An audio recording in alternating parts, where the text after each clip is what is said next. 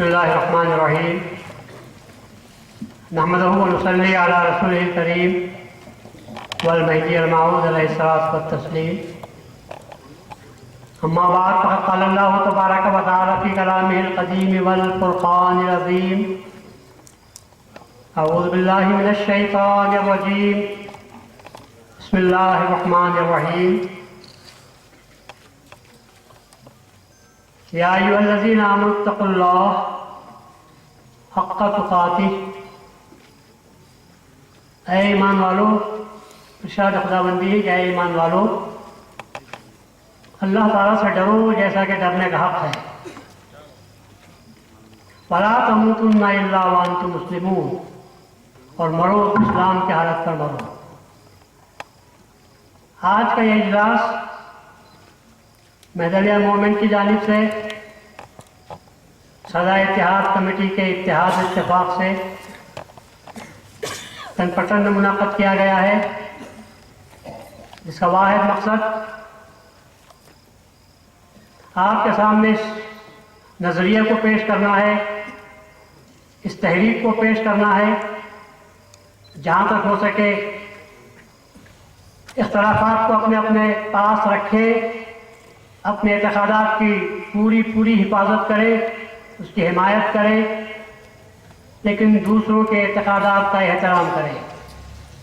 فقط احترام اعتقاد کے حد تک نہیں، آپ نے اب تک جو تقریریں سنی ہیں اس کے بعد میں نہیں چاہتا کہ زیادہ آپ کا وقت لوں، کیونکہ بہت سی باتیں، بہت سے گوشے آپ کے سامنے آ چکے ہیں۔ ہر مقرر نے بہتر انداز میں آپ کے سامنے اتحاد و اتفاق کے نظریے کو پیش کیا، مطلب کو پیش کیا، مفہوم کو پیش کیا، اور ضمیر احمد صاحب نے تو بہت کچھ آپ کے سامنے دینی باتیں بھی پیش کی، اس کے ساتھ ساتھ دنیاوی صلاح و بہبود کے لیے بھی پیش کیا۔ طالباً جہاز برناشاہ نے ایک جگہ کہا تھا کہ some people are great, some people become great, and some people are great because the greatness has been thrust upon them۔ اسی کو کچھ بدلتے ہوئے میں آپ کے سامنے کہنا چاہتا ہوں، some people are born Muslims، some people become Muslims، and some people are Muslims because the Islam has been thrust upon them۔ تو آج ہمارے پاس اکثریت ان لوگوں کی ہے، ان مسلمانوں کی ہے جو یہ سمجھتے ہیں کہ اسلام کو زبردستی ہم پر تھوپا گیا ہے۔ جبھی تو ہمارے پاس اتفاق و اتحاد پیدا نہیں ہو سکتا۔ اتفاق و اتحاد نہ گفتگو کے ذریعے سے ہو سکتے ہیں، نہ قلم کے ذریعے سے ہو سکتا ہے۔ اتحاد و اتفاق پیدا کرنے کے لیے ہمارے اپنے دلوں میں اس بات کا احساس ہونا چاہیے، وہ ان باتوں کا احساس ہونا چاہیے جسے اللہ تبارک و تعالیٰ نے قرآن شریف میں پیش کیا، اور جسے حضرت محمد رسول اللہ صلی اللہ علیہ وسلم نے، جو سرور کونین بھی ہیں، محسن انسانیت بھی ہیں، آپ حضرات ان لوگوں نے جن باتوں کو آپ کے سامنے پیش کیا، جب تک اس کا احساس آپ کے دل میں نہ ہو جائے اس وقت تک آپ صحیح معنی میں مسلمان نہیں ہو سکتے۔ پیدا ہوئے، کلمہ پڑھا، اس کے بعد میں کان میں اذان دی گئی، پھر اس کے بعد میں کلمہ پڑھا، ایک مسلمان عورت سے شادی کر لی، خطبہ نکاح ہو گیا، اور ہم آپ کو سمجھنے لگے کہ ہم مسلمان ہو چکے ہیں۔ اس کے بعد کسی قسم کا احساس ہمارے پاس باقی نہیں رہا۔ اس کا نتیجہ ہم دیکھ رہے ہیں کہ آج ہم میں پھوٹ ہے، آج ہم میں انتشار ہے۔ سب سے پہلے تو میں آپ کو یہ بیان کرنا چاہوں گا کہ آج ہم کن مسلمانوں میں ہمارا شعور، ہمارا شمار ہوتا ہے۔ کیا ہم ان لوگوں میں ہیں جو بچپن جو ہم ایسے مسلمان ہیں جو اس لیے مسلمان ہیں کہ ہم پر اسلام کو زبردستی تھوپا گیا ہے؟ اگر ایسے مسلمان ہیں تو آپ کو you must try to become Muslim, آپ کو مسلمان بننے کی کوشش کرنا چاہیے، اور مسلمان بننے کے لیے آپ کو قرآن کی تلاوت کرنی چاہیے، بامعنی تلاوت کرنی چاہیے، رسول اللہ صلی اللہ علیہ وسلم کے اسوہ حسنہ کو اپنے سامنے رکھنا چاہیے، سیرت کی باتوں کو آپ کو پڑھنا چاہیے، اور اتنا پڑھنا چاہیے، ایسے ہونا چاہیے کہ آپ کو صرف اللہ، اس کا رسول آپ کو یاد رہے۔ چنانچہ ہمارے امام مہدی موعود علیہ السلام نے فرمایا کہ بس دو باتوں کی حفاظت کرو، دم اور قدم کی حفاظت کرو۔ دم میں اللہ کو یاد کرو، اور قدم اٹھاؤ تو رسول کو یاد کرو۔ آپ کی زندگی کب بنتی ہے؟ زندگی بنتی ہے تو دم و قدم سے بنتی ہے. دم میں ذکر کرو اللہ تبارک و تعالیٰ کا، کیونکہ اللہ نے کہا یا ایھا الذین آمنوا اذکروا اللہ قیاما وقعودا وعلی جنوبہم. انسان کی تین ہی حالتیں ہوتی ہیں، یا تو وہ کھڑے ہوا ہوتا ہے، یا بیٹھے ہوئے ہوتا ہے، یا لیٹے ہوئے رہتا ہے. ہر حالت میں جب تک سانس باقی ہے اس وقت تک اللہ تعالیٰ کا آپ ذکر کرتے رہو. اور قدم سے مراد یہ ہے آپ جو بھی کام کرو آپ کو رسول کی سنت یاد آنی چاہیے، رسول کے اسوہ حسنہ کو آپ اپنے سامنے رکھنا چاہیے. یہ بن دو باتوں کا دم و قدم را نگہدار، عزت و لذت را بگزار. آپ نے یہ بھی فرمایا دم و قدم کی حفاظت کرو اور عزت و لذت کو چھوڑو. آج ساری دنیا عزت کے پیچھے پڑی ہوئی ہے. وہ عزت جس کو میں جھوٹی عزت کے نام سے یاد کرتا ہوں، وہ وقار جس کو میں فرسودہ وقار کے نام سے یاد کرتا ہوں. آج دنیا ان دونوں کے پیچھے پڑی ہوئی ہے جس کی وجہ سے نہ خدا تعالیٰ یاد آ رہا ہے نہ رسول کی سنتوں کا ہمارے پاس پاس و لحاظ ہے. جب تک ہم امام سیدنا امام مہدی کو بھی ہم مانتے ہیں، اس وجہ سے مانتے ہیں کہ حضرت نے فرمایا تھا مذہب ما کتاب اللہ و اتباع محمد رسول اللہ. ہمارا مذہب اللہ کی کتاب ہے اور رسول اللہ صلی اللہ علیہ وسلم کی سنت ہے. قسم خدا کی اگر مہدی رسول کی اتباع نہ کرتا ہم اس کو مہدی ماننے کے لیے تیار نہ ہوتے. کیونکہ ہم نے دیکھا کہ حضرت کے جو تعلیمات ہیں وہ رسول اللہ صلی اللہ علیہ وسلم کی سنت کے مطابق ہے، اس لیے ہم نے مانا.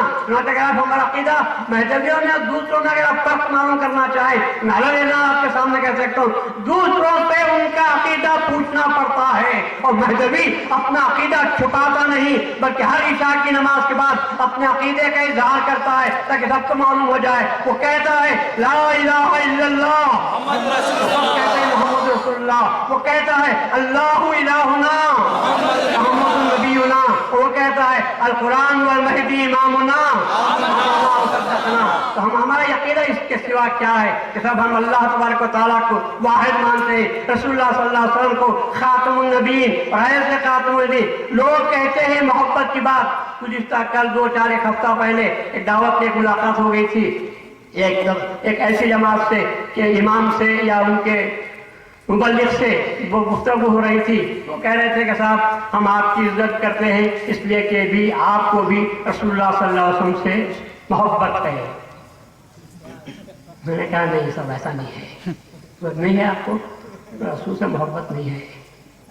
پھر تعجب ہوا مجھے، میں تو آپ کو 50 سال سے جانتا ہوں اور آپ کے عقیدے کو بھی جانتا ہوں اور آپ کہہ رہے ہیں کہ رسول سے محبت نہیں ہے.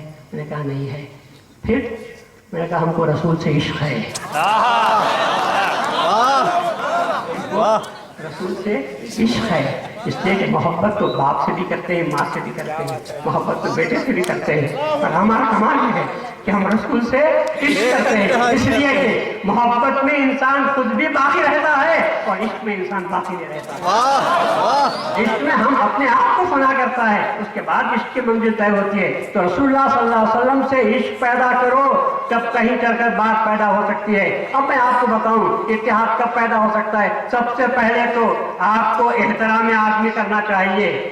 انسانیت کس کا نام ہے اور آدمیت کس کو کہتے ہیں؟ اقبال نے بڑی اچھی بات کہی ہے، آدمیت احترام آدمی. آدمیت احترام آدمی. غافل مشو از مقام آدمی تو مشو غافل از مقام آدمی. ارے آدمیت انسان کا آدمی کا احترام کرنا ہے. جب آدمی کے پاس احترام نہیں رہا تو پھر وہ اس سے ہم کس صورت میں اتحاد کی بات کر سکتے ہیں؟ جب وہ انسان میں جب ایسی بات پیدا ہو جاتی ہے کہ وہ کسی کا احترام کرنے کے لیے تیار نہیں. آج آپ نے دو باتیں سنی کہ آدمی کے پاس پیسہ آتا ہے تو وہ لوگوں کو حقیر نظروں سے دیکھتا ہے، آدمی کچھ پوزیشن پہ آ جاتا ہے تو وہ لوگوں کو کم سمجھنے لگتا ہے. اور میں اس سے بڑھ کر یہ کہتا ہوں کیونکہ میں اس مقام پر ہوں، وہ کہتا ہوں کہ جب انسان میں علم آ جاتا ہے تو وہ دوسروں کو حقیر سمجھنے کی کوشش کرتا ہے. میں تو کہتا ہوں جو عالم انسان کا احترام نہیں کرتا اس کو عالم نہیں کہنا چاہیے، اس کو ظالم کہنا چاہیے. اس لیے کہ علم انسان کو خدا سے محبت سکھاتا ہے اور خدا یہ کہتا ہے میں معلوم ہے تجھے کہ میں کہاں ملتا ہوں. تو رسول اللہ صلی اللہ علیہ وسلم فرماتے ہیں کہ مجھے ڈھونڈنا ہو تو ان لوگوں لوگوں کے پاس جاؤ جن کے دل ٹوٹے ہوئے ہیں، ان کی خدمت کرو تو میں تم کو ملتا ہوں۔ تو جو عالم بھی نہیں، جاہل ہے لیکن اپنے کپڑے لباس بنا کر عالم بنانے کی اگر کوشش کرتا ہے، وہ اگر انسانیت کے خلاف کام کرتا ہے، عالم کے لیے ضروری ہے، اتحاد کے لیے یہ بھی ضروری ہے کہ انسان میں ادب پیدا ہو جائے۔ اگر آدمی ادب کے مقام پر آتا ہے، اپنے بڑوں کا احترام کرتا ہے، رسول اللہ نے فرمایا کہ وہ مجھ سے نہیں ہے جو بڑوں کا احترام نہیں کرتا، ادب نہیں کرتا اور چھوٹوں پر شفقت نہیں کرتا۔ آج دنیا سے آداب اٹھتے جا رہے ہیں، وہ لوگ جو اپنے آپ کو عالم کہتے ہیں، نہ بڑوں کی عزت کرتے ہیں، نہ چھوٹوں پر شفقت کرتے ہیں، اپنے آپ کو سب کچھ سمجھنے لگتے ہیں۔ مگر یاد رکھو، یہی علم انسان کا دشمن بن جاتا ہے، کیونکہ اللہ نے قرآن میں خود فرمایا ہے وہ لوگ جو کتابوں کے پڑھنے والے ہیں لیکن کتاب کو پڑھتے ہیں لیکن کتاب کو سمجھتے نہیں، تو ان کی مثال گدھوں کی سی ہے۔ مثل الذین حملوا التوراۃ ثم لم يحملوها كمثل الحمار يحمل اسفارا۔ کیا آپ کسی گھوڑے پر، گدھے پر بیٹھ کر کبھی حج کو جانا ہو جائے اور وہاں سے حج سے واپس اسی گھوڑے پر آ جائیں تو کیا وہ گدھا بھی حاجی کہلائے گا؟ کیا اس گدھے کو کہیں گے حاجی صاحب السلام علیکم؟ وہ تو گدھا ہے جس کی پیٹھ پر سوار ہو کر آپ گئے تھے، خچر ہے جس پہ سوار ہو کر آپ نے طواف بھی کر لیا ہوگا، لیکن اس کو حاجی کے نام سے یاد نہیں کرتے۔ اسی طرح اگر کوئی عالم اپنے پیٹھ پر کتابیں لاد بھی لے تو ظاہر ہے کہ اس کی مثال اس گدھے کی سی ہے جس کے پیٹھ پر کتابیں لادی ہوئی ہے۔ ارے معمولی بات ہے، حضرت اشرف علی تھانوی کی ایک بات مجھے یاد آ رہی ہے، انہوں نے اپنے ملفوظات میں لکھی ہے، اگر 1,00,000 مرتبہ بخاری پڑھو، اگر 1,00,000 مرتبہ بخاری پڑھو، تب بھی میں یہ کہتا ہوں کہ ایک مرشد کامل کی صحبت میں چند ساعت رہو تو اس کا جتنا ثواب ملے گا 1,00,000 بخاری ختم کرنے سے اس سے بڑھ کر ثواب آپ کو ملے گا۔ کیونکہ بخاری الفاظ ہیں، بخاری علیہ الرحمہ نے جو خدمت کی، خدا تعالیٰ ہر لمحہ ان کی قبر کو نور سے بھر دے، لیکن اس کے باوجود آپ کو کیا فائدہ ہو سکتا ہے اگر سمجھ کے بغیر آپ پڑھتے جائیں؟ ایک عالم کی، ایک مرشد کی صحبت میں اگر چند لمحے آپ گزار دیتے ہیں تو آپ کو بہت سے نکات مل جاتے ہیں۔ مختلف کتابوں کے چھاننے سے زیادہ اگر آپ مرشد کی صحبت میں چند دن بیٹھو تو آپ کو معلوم ہوگا آپ کی قسمت بدل جائے گی، آپ کے پاس معلومات کا ذخیرہ آ جائے گا۔ اور سچی بات تو یہ ہے کہ آپ اب جو اپنے دشمن بنے ہوئے ہیں اپنے دوست بن جائیں گے، اور یہی چیز ہے، کیونکہ انسان کے جو دشمن ہے دنیا میں، انسان کے جو دشمن ہے وہ 4 دشمن ہیں اور وہ ہم میں ہی بیٹھے ہوئے ہیں، اور ہمارا دشمن خود ہمارے پاس ہے پر ہم سمجھتے نہیں۔ میں پوچھتا ہوں دشمن سے کہ اے دشمن بتا میرا دشمن کون ہے؟ تو وہ کہتا ہے صاحب آپ سمجھتے نہیں، آپ کا دشمن سے پوچھو تو دشمن خود جواب دے گا۔ وہ کہتا ہے کہ دشمن کے حرف 4 ہیں، دال ہے، شین ہے، میم ہے، نون ہے، یہ ہے انسان کے دشمن۔ دال سے مراد دنیا ہے، شین سے مراد شیطان ہے، میم سے مراد مخلوق ہے، نون سے مراد نفس ہے۔ یہ دشمن 4 ہے اور یہ چاروں دشمنوں میں ہم پھنسے ہوئے ہیں۔ اب بتائیے کہ ایک اتحاد و اتفاق کیسے پیدا ہو سکتا ہے؟ سب سے پہلے تو اتحاد اتفاق کے لیے آدمی کو قربانی دینی پڑتی ہے۔ آدمی اگر خود غرض بن جاتا ہے، مفاد پرست بن جاتا ہے تو وہ کبھی کسی سے اتحاد کرنے کے لیے تیار نہیں ہوتا، وہ تو صرف اپنا مفاد چاہتا ہے۔ اور مفاد میں پڑنے کی وجہ سے ہم دیکھتے ہیں کہ آج ساری دنیا مفاد پرستی کا شکار ہو کر رہ گئی ہے، جس کی وجہ سے ایک دوسرے سے حسد پیدا ہوا ہے، ایک دوسرے کے ساتھ دشمنی کرنے لگ گئے ہیں۔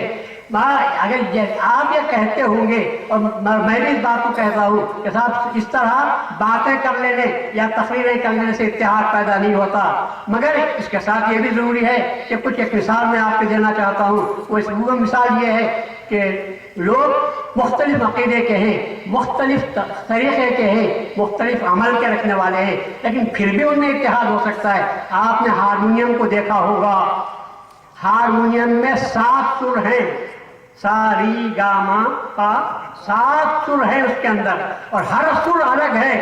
ایک ایک سر پر انگلی آپ رکھو الگ الگ سر نکلتا ہے، پر ہارمونیم کیسی خوبصورت چیز ہے کہ جب بجانے والا اس کو ایک ہی پیٹھی کے اندر رکھا ہے اور اس کو اس خوبصورتی کے ساتھ بجاتا ہے کہ جس کی وجہ سے ایک میلوڈیس سنگیت آپ کو مل جاتا ہے، لوگ خوش ہونے لگتے ہیں۔